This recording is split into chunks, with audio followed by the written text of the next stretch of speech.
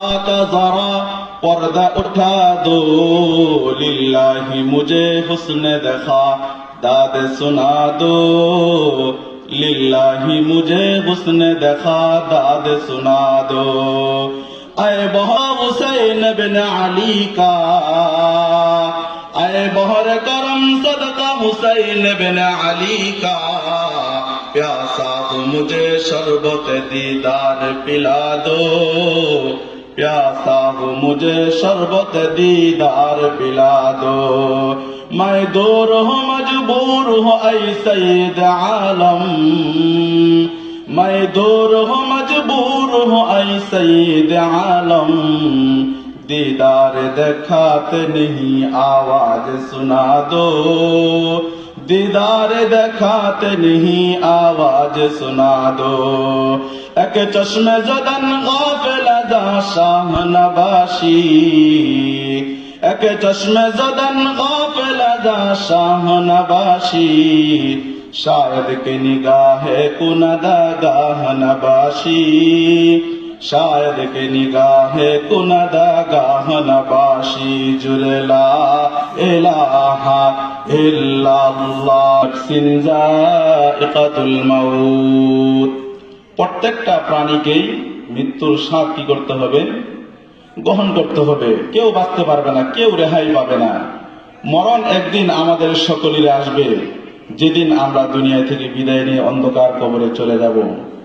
আমাদের পূর্বপুরুষ যারা ছিল তারা অনেকে একসময় এই গ্রামের মধ্যে বসবাস করত। কি করত? বসবাস করত। আজকে তারা অন্ধকার কবরের বাসিন্দা হয়ে রয়েছেন। বাদশাহ হারুনুর রশিদের ছেলে, তিনি মাঝে মাঝে কবরস্থানে যাইতেন, যাইয়া তিনি কান্না করতেন আর বলতেন, তারাউনি জানাইযু কুল্লা ইয়াউমিন ওয়া ইয়াহজুনুনি বুকাআন নাইহা, তারাউনি জানাইযু কুল্লা ইয়াউমিন ওয়া ইয়াহজুনুনি বুকাআন নাইহা।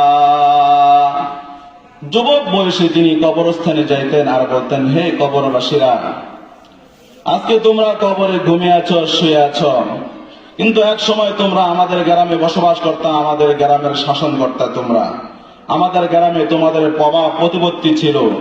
আজকে তোমরা অন্ধকার কবরে শুয়ে আছো, জানি না তোমরা কি অবস্থায় রয়েছ। তো এই ছেলে যখন কোন জানাজার নামাজ পড়ে, লাশ নিয়ে যখন কেউ জানাজার নামাজ পড়ার জন্য যায়, তো দেখা দেখা এই যুবকটা কাঁদতেন।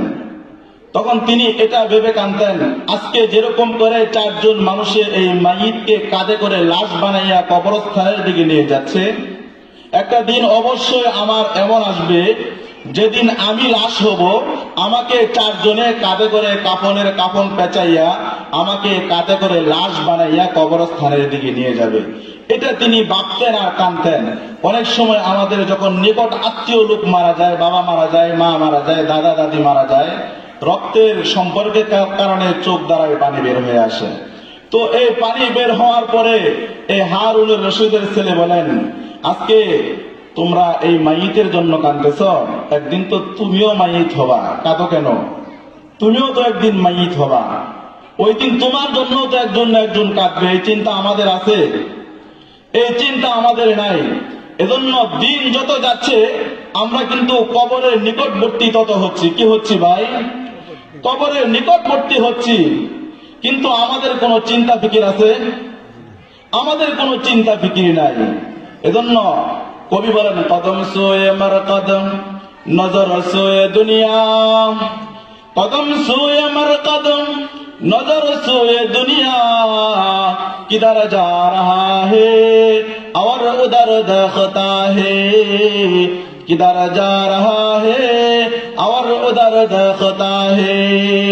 हम मुसलमान मगर हम मुसलमानी नहीं, हम मुसलमान मगर हम मुसलमानी नहीं, हम में ईमान मगर हम में मोमिन कामिल नहीं, हम में ईमान मगर हम में मोमिन कामिल नहीं। सलाम उस पर के जिस पर जा फिदा करना सआदत है, सलाम उस पर के जिस पर बग़ज़ो नाफ़रमानी शफ़ाअत से, सलाम उस पर के जिस पर बग़ज़ो नाफ़रमानी शफ़ाअत से। কবি বলেন আমরা দিন দিন কবরের দিকে যাইতেছি, কিন্তু কদম মারতেছি দুনিয়ার দিকে। দিন যত যাইতেছে মানুষ তত কবরের নিকটবর্তী হচ্ছে, অথচ মানুষটা দুনিয়ার বাড়ির দিকে, 10 তলা বিল্ডিং এর দিকে সে তাকিয়ে আছে। এজন্য কবি বলেন কদম সুয়ে মারকাদ নজর সুয়ে দুনিয়া কিদার যা রাহা হে और उधर देखता है। কোন দিকে যাইতেছো, কোন দিকে নজর তাকিয়ে আছো। এজন্য আমরা দেখবেন অনেক সময় ছোট বাচ্চাদেরকে নিয়ে, অনেক সময় দাদা অথবা নানারা ছোট বাচ্চা নাতিকে হাতে ধইরা আঙ্গুলের মধ্যে ধইরা ধইরা হাঁটাইতে দেখছেন কি দেখেন নাই? ছোট বাচ্চা দাদার হাত ধরে হাঁটে, কিছুক্ষণ পর দাদা যখন ছেড়ে দেয় দাপুত করে জমিনের মধ্যে সন্তানটা পড়ে যায়। তার মানে কি এটা কি হাঁটা জানে না নাকি? পড়ে গেল কেন? হাঁটা জানে না এজন্য? না, এজন্য পড়ে নাই। তো কেন পড়েছে? ও হাঁটতেছে সামনের দিকে তাকিয়েছে, উপরের দিকে অথবা ডানে বামে, কোন দিকে? ছোট বাচ্চা দেখবেন হাঁটে সামনের দিকে, তাকিয়ে থাকে অন্য দিকে। এজন্য যখন দাদার হাত থেকে আঙ্গুলটা ছেড়ে দেয় তখন দুপুত করে জমিনের মধ্যে পড়ে যায়। এজন্য ভাইরা আমার, আমাদের একই অবস্থা, আমরা যাইতেছি কবরের দিকে কিন্তু তাকিয়েছি দুনিয়ার দিকে। কিন্তু আমাদের সামনে মৃত্যু আসবে, মৃত্যুর সময় কেমন যন্ত্রণা হবে। পয়গম্বর ঈসা আলাইহিস সালাতু ওয়াস সালামের জামানায় একজন মহিলা কবরের পাশে বসে কান্নাকাটি করতেছে। পয়গম্বর ঈসা আলাইহিস সালাতু ওয়াস সালাম ওই দিক দিয়ে যাইতেছে, নারীটাকে জিজ্ঞেস করে, হে নারী তুমি কেন কাঁদো? ও পয়গম্বর ঈসা আলাইহিস সালাতু ওয়াস সালাম কি মহিলা দেখা খুশি হয়েছে, আসছেন ভালো হয়েছে। আল্লাহ তাআলা আপনাকে মুজিজা দিয়েছেন, আপনি মৃত মানুষকে কবর থেকে জিন্দা করতে পারেন। আমার মেয়েটা কবরের মধ্যে কি হালাতে আছে একটু জীবিত হওয়ার জন্য বলেন, জিজ্ঞেস করব। পয়গম্বর ঈসা আলাইহিস সালাতু ওয়াস সালাম মহিলার আবদার রক্ষার্থে তিনি বললেন, কুম বিইذনিল্লাহ, হে আল্লাহর বান্দা তুমি কবর থেকে জীবিত হয়ে যাও। পয়গম্বর ঈসা আলাইহিস সালাতু ওয়াস সালাম যখন কবরের পাশে দাঁড়াইয়া যখন মাইয়িতকে যখন জীবিত হওয়ার জন্য বলেছেন, সাথে সাথে মাইয়িত কবর থেকে জীবিত হইয়া কবর উপরে বৈশা তার মাকে তার সন্তান জিজ্ঞেস করে, মারে কেন তুমি আমাকে কবর থেকে জীবিত হওয়ার জন্য বললা? তুমি তো আমার জন্য কোরআনে কারীম তেলাওয়াত করে, নামাজ পড়ে, দান সদকা করে, সালে সওয়াব করলেই তো আমার জন্য পারতা, কিন্তু তুমি কেন আমাকে কবর থেকে জীবিত হওয়ার জন্য বললা? মহিলা তার সন্তানটাকে বলে, মা কয়েকদিন পূর্বে তোমাকে কবরে দাফন করেছিলাম, তখনও মাথার চুলগুলো তোমার কালো ছিল। মা আগে বলো তোমার মাথার চুলগুলো আজকে সাদা কেমন করে হয়েছে? এবার কবর থেকে যে মাইয়িত উঠেছেন উনি বলেন, মা মৃত্যুর সময় আমার এমন যন্ত্রণা হয়েছে, মৃত্যুর যন্ত্রণা আমি আজও পর্যন্ত বলতে পারি নাই।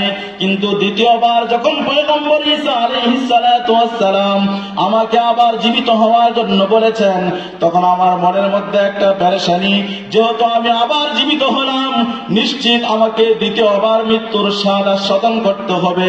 কবর থেকে জমিন পর্যন্ত উঠতে উঠতে মৃত্যুর চিন্তা করতে করতে আমার মাথার চুলগুলো পেকে সাদা হয়েছে। এজন্য ভাইরা আমার চিন্তা করে দেখুন মৃত্যু কেমন যন্ত্রণা। এজন্য মৃত্যু আমাদের প্রত্যেকের সামনে আছে না নাই? কোন চিন্তা ফিকির আমাদের আছে নাকি? আমাদের একদিন মৃত্যু অবশ্যই গ্রহণ করতে হবে, কিন্তু ওই মৃত্যুর স্বাদ, মৃত্যুটা আমার কি ভালো হবে নাকি খারাপ হবে আমরা কেউ জানি? আমরা তো জানি না। এজন্য আমাদের এই ব্যাপারে কি নাই?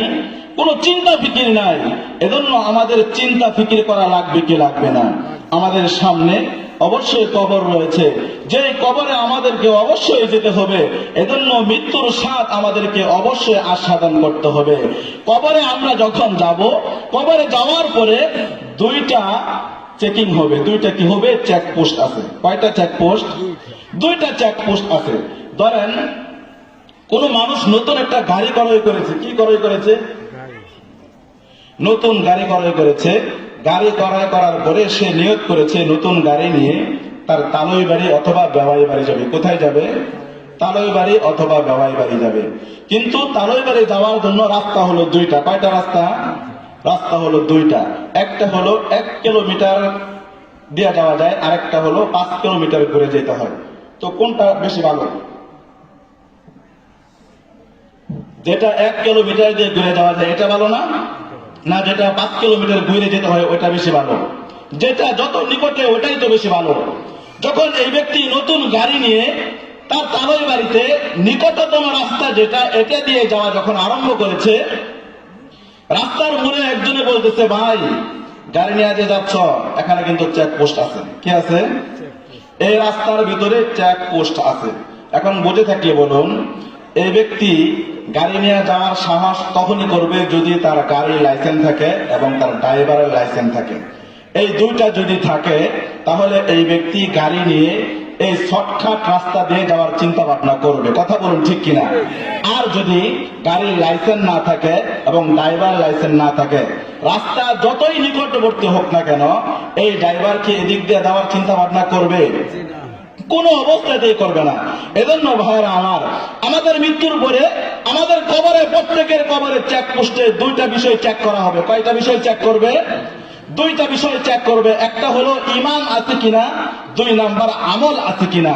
যদি ঈমান এবং আমল যদি ভালো থাকে তাহলে আমাদের কবরের হালাতটা ভালো হবে। এখানে নিরাপদে আমরা গন্তব্যস্থল যেটা জান্নাত ওইখানে আমরা পৌঁছতে পারবো।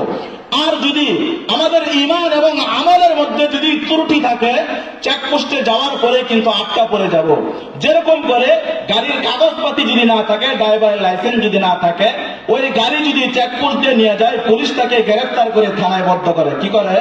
পুলিশ তাকে অবৈধ হওয়ার কারণে তাকে থানায় জব্দ করে।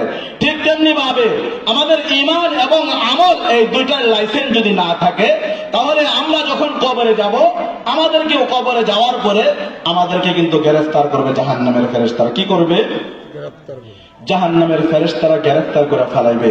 এজন্য আমাদের প্রত্যেকের কবরে যাওয়ার দরকার, যাইতে হবে কি হবে না?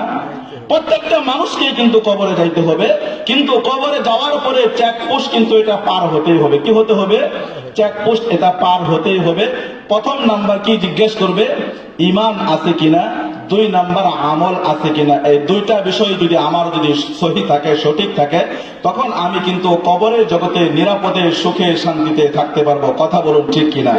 এজন্য ভাইরা আমার, আমাদের প্রত্যেকের ঈমান এবং আমল এই দুইটা কিন্তু ঠিক করা লাগবে কি লাগবে না? ইমাম আযম আবু হানিফা রাহিমাহুল্লাহ তাআলার জামানার মধ্যে বড়পীর আব্দুল কাদের জিলানী রাহিমাহুল্লাহ তাআলার জামানার মধ্যে একজন মহিলা বসবাস করতেন। মহিলার একটা গর্ভে একটা সন্তান এসেছে। আসার পরে তার স্বামী দুনিয়া থেকে বিদায় নিয়েছে। আবার মহিলার গর্ভে মাত্র সন্তান এসেছে। মহিলা চিন্তা করলেন, আমার স্বামী তো দুনিয়া থেকে বিদায় নিল, কিন্তু আমার গর্ভে মাত্র সন্তান আসছে। সন্তান যখন প্রসব হয়েছে, হাঁটি হাঁটি পা পা করে সন্তানের বয়স যখন বিবাহের উপযুক্ত হয়েছে, মহিলা তিনি স্বপ্নে দেখতেছেন, আমার এই সন্তানকে আমি যখন অন্য লোকের কাছে বিবাহ দিব, তার গর্ভে থেকে সন্তান হবে, এই গর্ভের সন্তানগুলো আমার ঘরের মধ্যে বাতি জ্বালাইবে। আমাদের অনেক সময় এটা চিন্তা ফিকিরে থাকে কি থাকে না? তো যদি ছেলে সন্তান যদি না হয়, তো ওর ঘরে বাতি দেওয়ার লোক নাই, কি নাই? কারণ যদি সন্তানাদি না হয় কি বলে, ওর ঘরে তো ভবিষ্যতে বাতি জ্বালানোর মতোই কোনো লোক নাই, ও তো অকর্মা, ও তো বাজা, ওর তো সন্তানই হয় না। এটা বলে কি বলে না? ঠিক তেমনি ভাবে ওই মহিলাও বলতেছিলেন, আমার সন্তান তো মাত্র আমার গর্ভে সন্তান, কিন্তু স্বামী মারা গিয়েছে। আমার উরস থেকে মাত্র যে সন্তান যখন প্রসব করলেন, কিন্তু স্বামী ছাড়া সন্তান যখন হাঁটি হাঁটি পা পা করে যখন বড় হলো, মহিলা স্বপ্নে দেখতেছে, আমার এই সন্তানকে বিবাহ দিব, সন্তানের গর্ভ থেকে আবার সন্তান হবে, নাতি হবে, পুতি হবে, এগুলো আমার ঘরের বাতি জ্বালাইবে। কিন্তু বিবাহ দেওয়ার পূর্বেই মহিলার ওই মেয়ে কন্যা সন্তানটা দুনিয়া থেকে বিদায় নিয়েছে। বিদায় নেওয়ার পরে তিনি চিন্তা ফিকিরের মধ্যে পড়ে গেলেন, আমার এই আদরের মেয়েটা অন্ধকার কবরে সাপ বিচ্ছুর করে কি অবস্থায় না জানি রয়েছে। এজন্য তিনি চিন্তা ভাবনা করতে করতে মেয়েটার কবরের হালাত জানার জন্য তিনি খুব পেরেশানির মধ্যে রয়েছেন। এজন্য ইমাম গাজ্জালী রাহিমাহুল্লাহ তাআলাকে তিনি একদিন বললেন, ও ইমাম গাজ্জালী, তুমি কি জানো আমার মেয়েটা অন্ধকার কবরের মধ্যে রয়েছে? কোন আমল করলে আমি আমার মেয়েটার কবরের হালাত জানতে পারবো? তো ইমাম গাজ্জালী রাহিমাহুল্লাহ তাআলা তিনি বলেন, এমন তো কোন আমল আমার কাছে জানা নাই যে আমল করলে তোমার মেয়ের কবরের হালাত তুমি জানতে পারবা। তবে মা, তুমি ঘরে যাইয়া বেশি বেশি করে সূরা তাকাসুরের আমল করো, আলহাকুমুত তাকাসুর, এই সূরাটা তুমি বেশি বেশি কইরা পড়ো। মহিলা ঘরের মধ্যে যাইয়া আলহাকুমুত তাকাসুর সূরা তাকাসুরের আমল বেশি বেশি করে করতে লাগলেন। করার পরে একদিন এই মহিলা ঘুমের ঘরে স্বপ্নে দেখতেছে এই মহিলা একটা রাস্তা দিয়ে যাইতেছে, রাস্তার পাশে দেখে একটা আগুনের কুণ্ডুলি জ্বালানো রয়েছে। ওই আগুনের কুণ্ডুলির মধ্যে তার মেয়েটাকে কেরেং দিয়া বাইদা তার মেয়েটাকে আগুনের উপরে ঝুলন্ত অবস্থায় তার মেয়েটাকে আগুনের মধ্যে ঝুলাইতেছে।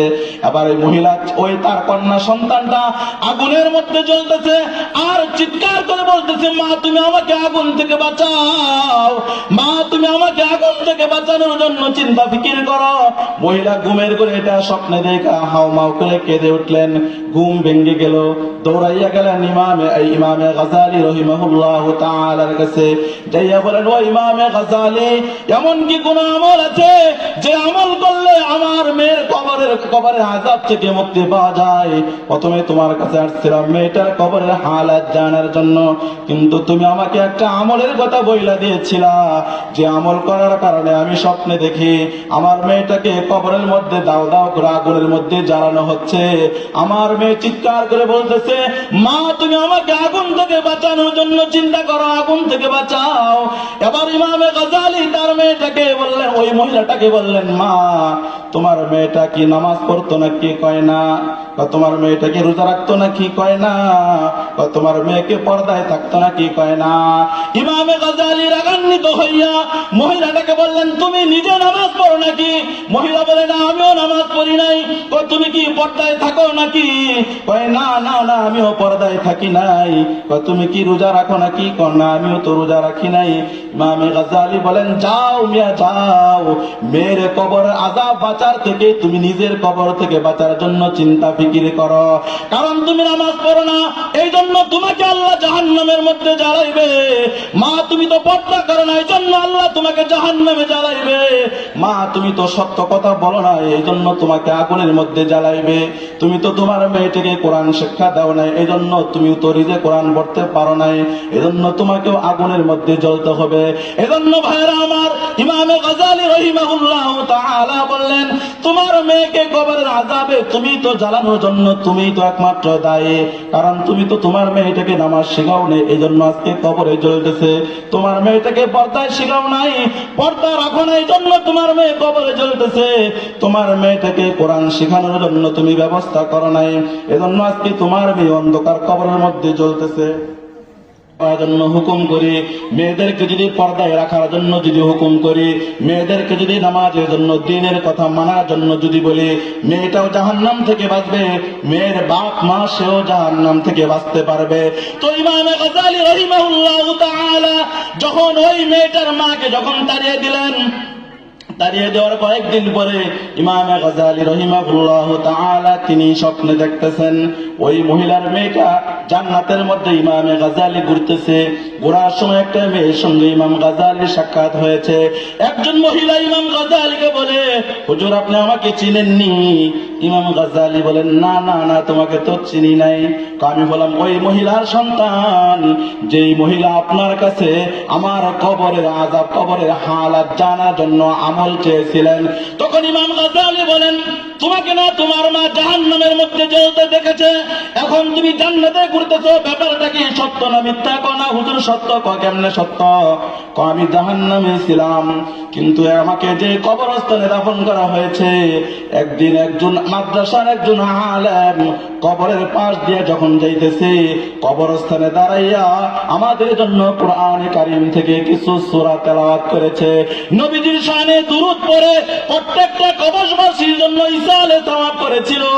আল্লাহ রাব্বুল আলামিন ওই আলেম যখন আমাদের জন্য কবরের পাশে দাঁড়াইয়া যখন আমাদের জন্য দোয়া করেছে, আলেমের দোয়ার বদৌলতে আল্লাহ আমাদের গুরুস্থানের সকল কবরবাসীদের কবর আযাব মাফ করে জান্নাত বানাইছে। বলেন সুবহানাল্লাহ।